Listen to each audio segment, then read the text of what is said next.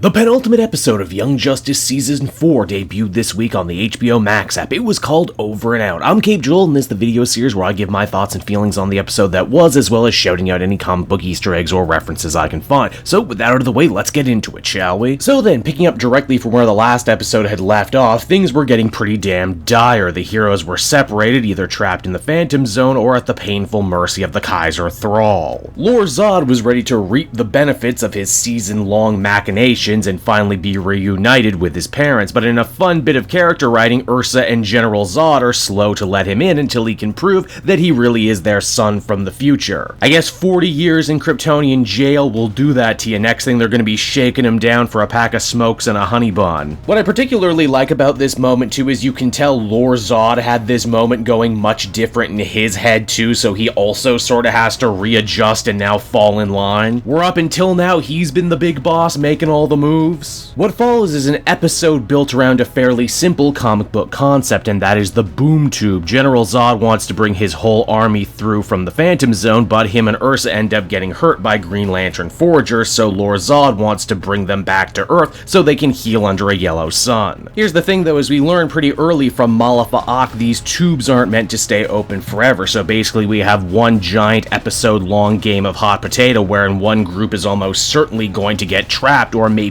die when the tube closes. Then of course there's still the lingering matter of Superboy. General Zod actually brings him along on the trip to Earth into Superman's Fortress of Solitude, much to Lor-Zod's own dismay. I don't think you need to be an English lit major here to see what's going on. General Zod has grown close to Connor and more or less adopted him as a son during their time in the zone, and now his flesh and blood son from the future is feeling really jealous and upset that his dad won't let him kill this House of L guy. Now the big action set piece of Over and Out sees Nightwing and the other members of Young Justice having to defend their side of the boom tube to stop the other Kryptonian criminals from coming on through. It's a really well put together scene, very simple but also very effective. They even name drop the famous Battle of Thermopylae, which, if you know your comics or your real world Greek history, will know that battle served as the basis for the movie and comic 300. The main takeaway from all three tellings of that story being that sometimes knowing where to fight is often more important than knowing how to fight. The Young Justice team lost at the end of the last episode, but now they're funneling their foes into a tight space and standing a much better chance than they did previously. It's Nightwing who bravely is the first of his team to try and see where the Zods teleported off to, and while he heroically attempts to stop them from powering up using Yellow Sun chambers, in the end, Lor-Zod drops Superman's family statue right on top of him, seemingly killing him. I say seemingly, of course, because after a lifetime of reading comics, I